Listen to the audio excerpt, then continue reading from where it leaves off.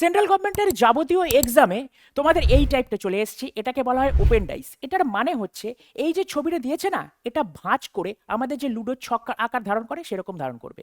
এরপরে বলবে কে কার বিপরীতে আছে। খুব সহজ নিয়ম।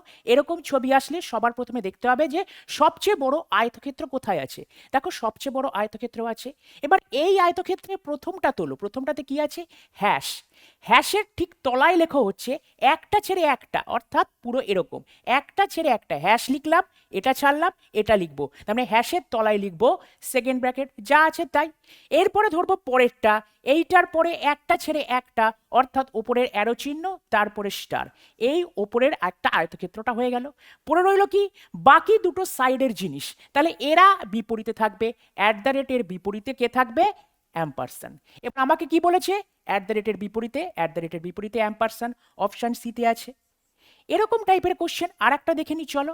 কি বলেছে এখানে? বলে দিয়েছে এ অক্ষরের বিপরীতে কে আছে। সবার প্রথমে বড় আয়তক্ষেত্রটা চুপ করতে হবে। তাহলে বড় আয়তক্ষেত্র কে আছে? এ বি সি ডি আছে।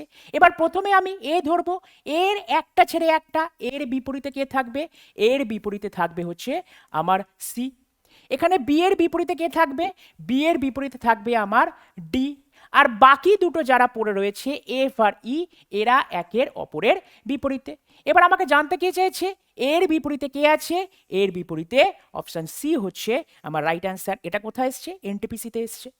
চলে এরকম টাইপেরই কোশ্চেন একটা তোমাদের হোম টাস্ক থাকবে। এখানে এবিসিডিও দেয়নি বা চিহ্ন দেয়নি, এখানে ওয়ার্ড দিয়েছে। একই জিনিস জানতে চেয়েছে বল শব্দের বিপরীতে কে আছে, করবে।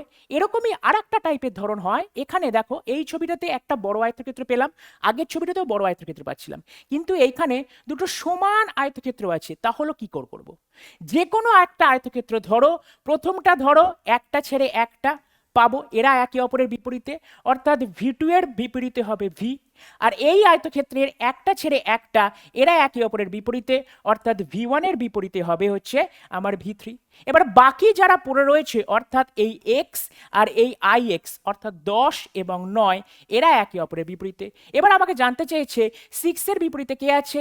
6 এর বিপরীতে আছে 8, অপশন ডি হচ্ছে আমার রাইট অ্যান্সার। সিমিলারলি ভাবে একইভাবে এটাও করব। কি বলে দিয়েছে? ওয়াই এর বিপরীতে কে আছে। দেখো জেড এর বিপরীতে কে হয়? ওয়াই হয়। ডিরেক্ট দাগ মারবো, জেড এর বিপরীতে কে আছে? ওয়াই। তাহলে ওয়াই এর বিপরীতে কে হবে?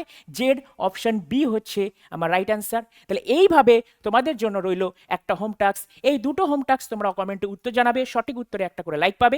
আর এরকমই ভিডিও পেতে অবশ্যই চ্যানেলটাকে সাবস্ক্রাইব করো।